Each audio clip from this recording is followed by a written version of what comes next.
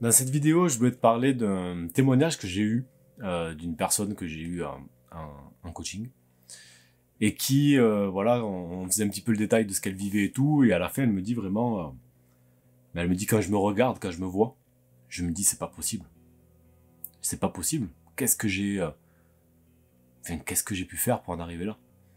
Et ça, ce type de choses, j'ai eu envie de vous faire cette vidéo parce que ça m'a beaucoup parlé, parce que ça m'a vraiment rappelé ce que j'ai pu me dire moi aussi, quoi.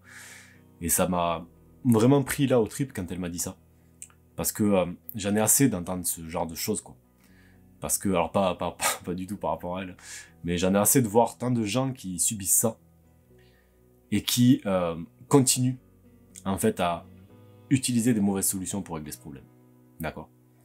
Pour en revenir à cette personne, et honnêtement on pourrait en revenir à moi parce qu'au final c'est la même chose. Moi quand je me disais ça, tu vois, je me voyais dans le miroir et je me voyais difforme et juste ça me mettait à la fois de la tristesse, de la colère, du dégoût. Ben je me disais, mais pourtant je sais ce qu'il faut que je fasse pour régler ce problème. Je sais pas, manger équilibré, je sais comment on fait. C'est pas si compliqué, quoi. On vote partout, pourquoi j'y arrive pas, moi? Pourquoi je suis aussi nul? Pourquoi j'arrive pas à faire ça? Alors que, je sais pas, ça paraît pas compliqué. Pourquoi, moi, quand je le fais, au bout de 3 jours, j'en peux plus? Pourquoi je suis comme ça? Et c'est vraiment ce souvenir de moi qui voilà, qui m'a sauté en pleine figure quand cette personne m'a dit ça. Il faut comprendre une chose, c'est que d'une, c'est pas de ta faute. En fait. Voilà, moi j'ai mis du temps à vraiment à comprendre ça. Il y a des choses qui se passent dans nos têtes qui font que on a beau savoir comment manger équilibré, hein, on a beau savoir que faut manger plus de légumes, des protéines de bonne qualité, du gras, etc. Enfin vraiment des plats équilibrés. Il y a des choses qui se passent dans notre tête qui font que on va avoir régulièrement envie d'une nourriture doudou. D'accord? Une nourriture doudou, c'est quoi? C'est une nourriture qui nous réconforte. Ok? Et c'est normal. Il n'y a rien d'anormal à ça.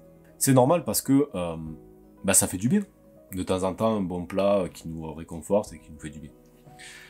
Mais ça fait du bien quand c'est de temps en temps. Quand c'est quelque chose, je sais pas, que vous faites un bon plat bien réconfortant, un soir d'hiver ou un truc comme ça, parce que vous prenez vraiment un plaisir intense à le faire sur le moment. Et c'est quelque chose qui va pas se répéter, forcément. C'est pas forcément quelque chose de... C'est vraiment quelque chose de très ponctuel. D'accord? Dans ce cadre-là, c'est ok, et c'est normal. Là où ça pose problème, c'est quand ça arrive quasiment tout le temps. C'est quand ça arrive quasiment tous les jours. C'est quand à la moindre émotion, la première chose qui te vient, c'est de te réconforter avec ta nourriture doudou. Ta nourriture doudou, ça peut être quoi? Ça peut être des pâtes, ça peut être, je sais pas, de la charcuterie, ça peut être de la pâte à tartiner comme moi, ça peut être, je sais pas, toutes ces choses-là qui font grossir, quoi. Hein, quand on a besoin de se réconforter, on va pas manger de la salade, malheureusement. Du coup, c'est vraiment ça que je veux te faire passer comme message dans cette vidéo. C'est que si tu souffres de ça, si aujourd'hui tu as tendance à te réconforter avec de la nourriture très fréquemment, c'est que c'est ça qui est à la base de ton surpoids. Tu auras beau appliquer tous les conseils diététiques du monde, tu n'auras pas de résultat. D'accord?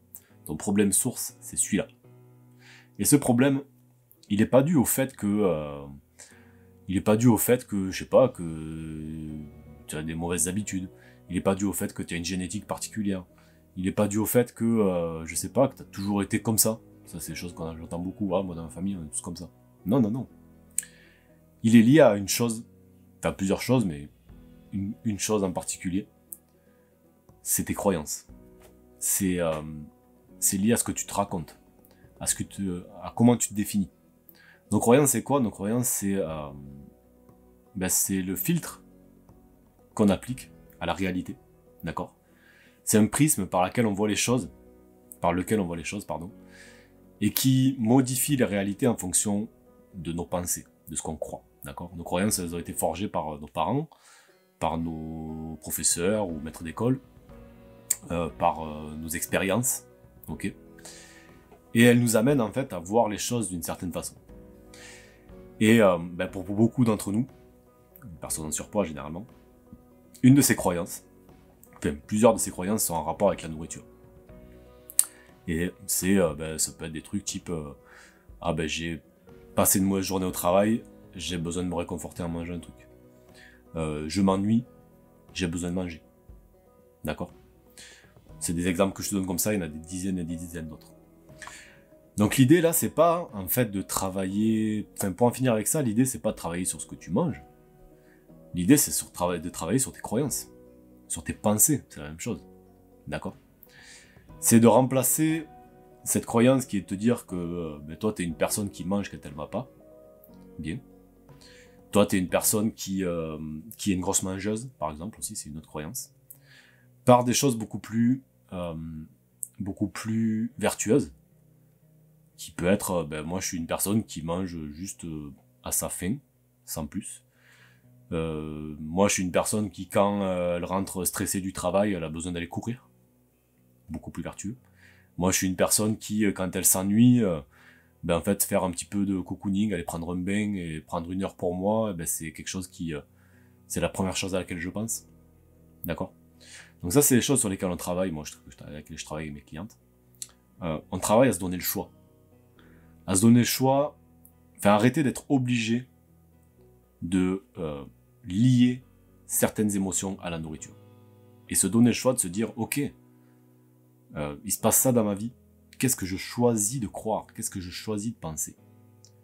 Est-ce que je choisis de penser que ça génère une émotion négative chez moi qui va me donner envie de manger? Ou est-ce que je choisis de penser que ça peut générer aussi une émotion positive chez moi qui va me donner envie de faire quelque chose de positif, de vertueux? Si tu veux en savoir plus sur ça, première chose, je t'invite à t'abonner à cette chaîne. D'accord? Si vraiment tu te retrouves dans ça, abonne-toi à cette chaîne parce que j'en parle très souvent. Deuxième chose que tu peux faire, hop, un petit 2 comme ça, c'est regarder en description de cette vidéo, je t'ai mis une formation gratuite d'1 heure dans laquelle je rentre en détail sur tout ça et sur les mécanismes. Donc si ça t'intéresse, si tu subis ces problèmes-là, je t'invite à le faire. Je t'invite à regarder en description tout de suite et à t'inscrire pour recevoir ta formation gratuite d'1 heure. Ok? Moi je te souhaite une excellente journée.